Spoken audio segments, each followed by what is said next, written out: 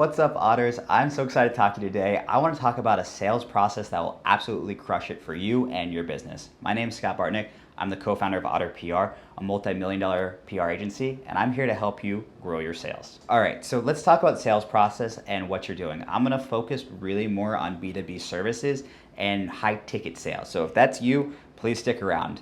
If not, I'm sure you'll still have an opportunity to learn some things. But so let's start off with assuming that you have traffic coming in and leads. We want to optimize your process. And I want to talk about some pet peeves of mine, things that I see that I just don't think optimize you for success. So first off, when you're doing sales, I love having some kind of explainer video beforehand. We use a lot of videos to really show kind of what to expect, what we're doing, what our service is, and it'll really help convert. From there, I really try to avoid lead forms just because we see a large drop-off and people actually booking calls and actually being interested in talking with us. We typically go straight to calendar when we're talking about someone who's a potential purchaser, depending on how we're driving traffic there. So they can go straight to a calendar. They're going to book with an account executive. We kind of skip that account assistant. A lot of times, especially on bigger companies, you'll get on with an assistant. They'll pre-screen, pre-qualify you, and then they'll get you on with an executive. The reason why we do that is we saw a big drop-off between a qualified call and then getting someone back on with an executive. There was always a miss there, whereas if we just got them on an opportunity with someone who was an expert who could educate them and really be able to close them on the phone in that first call, we saw a much higher success rate. So these people, for us, are product knowledge experts. Part of their job is to provide knowledge and information and credible advice throughout this call so that worst case, the business leaves and has had value added to them, has been given strategies, ideas, concepts that are going to help them grow and scale their business. So from there, they're going to have that opportunity. The next thing that we do that's very unique, and not every business will be able to do this, is transparent pricing or pricing ready on the call. Again, one of my pet peeves when I'm through my buying purchase is having to get on a second call or a third call, waiting for a quote. Let's be honest, we all know, unless it's an industrial thing with pieces coming in, if it's service and it's pretty standard, you know what it's going to be. Now, if you're going outside your means, or kind of standard, that's a different story. But when it's a standard service, you should have those quotes ready. And you might have a small business platform, a large business platform, so you have presentations designed specifically for those people. So when we're on that call, we show them pricing. We do currently transparent pricing on our website, so they're pre-screened. They already know, what to expect, what those packages are, and we're just walking them through them. And then, the sales team is asking for that sale.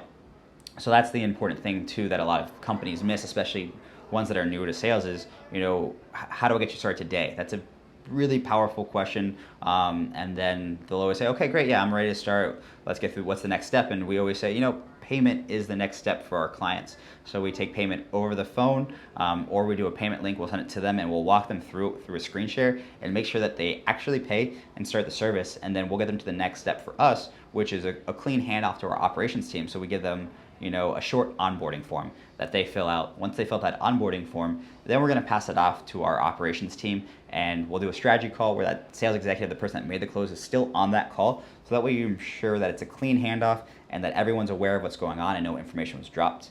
Some other tips that we use, throughout that process, we actually use majority of the time Zoom, because that face-to-face communication is much more, you're building that relationship. They can see you, they can see the body language, they can see if you're paying attention and how you're communicating. So that's going to be critical for converting at a higher rate. And then we actually record all those Zoom calls for training and for quality, but also to make sure that if a client says, hey, I was promised this, and we go back to the video and they weren't, then we want to make sure that we can defend that. And if they were, we also want to make sure that we provide that service. So especially as a newer team, you need that for quality and training, and to make sure that you're providing what you say you can provide. So that's a critical piece of our strategy and scalability, is making sure that we're recording those conversations, and of course letting them know. So Zoom automatically says they're recording it. We also tell them, hey, this is being recorded. In certain cases, we've turned this off before. We've had celebrities who don't want their sales call recorded, things like that. Past that, automation is going to be the next critical piece in your sales process. Automation follow-up. So let's jump back a little bit. When you talk about when they booked their call through Calendly, they get a text message and an email and a link to put it on their Google Calendar. or whatever calendar they use. So that's a critical piece right there, just letting people know, hey, you booked. Once they book, they'll actually be, the next page that our website takes them to is a thank you page. So it's another opportunity for a video where you can screen and sell. Then we do on our other end, we do our own automations. So we text automatically from our business number, introducing their salesperson, letting them know that we're here to help them. We also do a webinar. So about an hour later, they get an email with a webinar that walks them through the whole sales process. And we encourage them to watch it, and we remind them to watch it a couple of times, just trying to get them, we use that more as our pre-screening, so that way people will cancel before they get on the call if they don't think it's the right fit for them. We've saved our time, and we didn't need those assistant salespeople that we kind of talked about earlier. Then we will also, the next day, we'll typically automatically send, an outreach from the specific salesperson they booked with. So if you have 10 salespeople, we'll automatically text from their phone number using AI and software, and then we'll also send them a welcome video with that account executive. So we're introducing that account executive, we're showing credibility and trust on the account executive, and we're showing them, who they're going to speak to, why they're going to speak to them, and kind of building that trust and credibility right up front, so that when they get on, they're not expecting to speak with me or someone else. They know who they're going to talk to, they know why they're going to talk to them, and they know that that person's going to be able to be the best fit to help them succeed in their scenario. Past that, the next step is, of course, follow-up. So once our team gets off of call, if they don't close, they're going to fill out a post-call form. You can do that through your CRM, you can do that through a Google form, and this helps us automate things, and it does put information into our CRM, and then you can put people through different pipelines. But the best part about this is it actually helps automate the follow-up. So within a couple of days, they're basically going to get a reminder, hey, did you have any questions? They'll get another text message, kind of reminding them to take a look at their proposal and really figure out what they need done. So it's kind of that built-in follow-up. So instead of having, our team do 6 touches on a sales call after, it's all automated, but it's all very hyper-personalized and specialized, and it can tell when they're doing specific actions. And we spent a lot of time building this out. Now, if you don't have the time or the capability to do that, then you do need to set a calendar of reminders to when to follow up with people. You can do that through, a CRM. We use ActiveCampaign, which is a great starting CRM, and you can basically build out these entire pipelines. For SMS, we use Just Call or Sales Message are 2 good ones. Sales Message has been giving us a little trouble lately, but Just Call seems to be working fine, so we're transitioning over. But there's a lot of strategy here, and again, part of this is, and a lot of the times I see misses, is automation that's not personalized. So you really want to make sure that if they talk to Gabby, the text message is coming from Gabby, the emails are coming from Gabby. Otherwise, you need to do it manually. So that's really that strategy. And of course, after that sales call, we're also going to do a proposal, so they'll get a follow-up email. We'll put that into our CRM, so those follow-up emails have links to the proposals. So it's very intentional what we're doing and how we're communicating. But one of our strategies is removing barriers to entry. So I mentioned that we've gotten rid of that, sales assistant that screens first off. We do a different screening process where we have someone go through their website and take a look, and we'll pre-qualify them based on what we can find on the internet. And if we can't find anything, then we'll have someone reach out before their call and try to get more information, and then potentially cancel the call if they're not qualified. But we don't want to waste a booked call with an assistant. You want that booked call to be with your closer.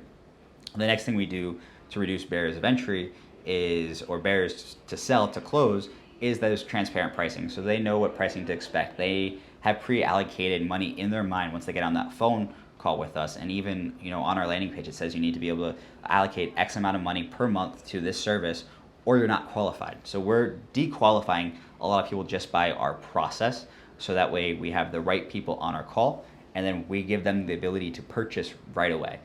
So we're trying to close on that call. A lot of services, a lot of software, they have so many steps in place: the terms of service, the contracts, the negotiating with legal, the custom quoting. So these take what we can do in one day up to weeks. And so this is how AutoPR closed Alibaba, is we were able to basically reduce the barriers to entry, so that way we can get a quick campaign going and have success right away, just by, this is our pricing, this is what we're going to do for you, this is already structured, here's our terms of service, it's on our website, are you guys good to go? And that's the next step, is just moving. All right, guys, so I went through a lot of strategies. If you have specific questions on things like automation or, scripts for closing or what a proposal looks like, please reach out, let us know, and I'll do additional videos to really help you grow your sales team and crush sales and bring in those massive clients that are going to help build your credibility and trust and, build this scalable sales team that has the ability to run without you, the founder, in it. Until next time, thank you.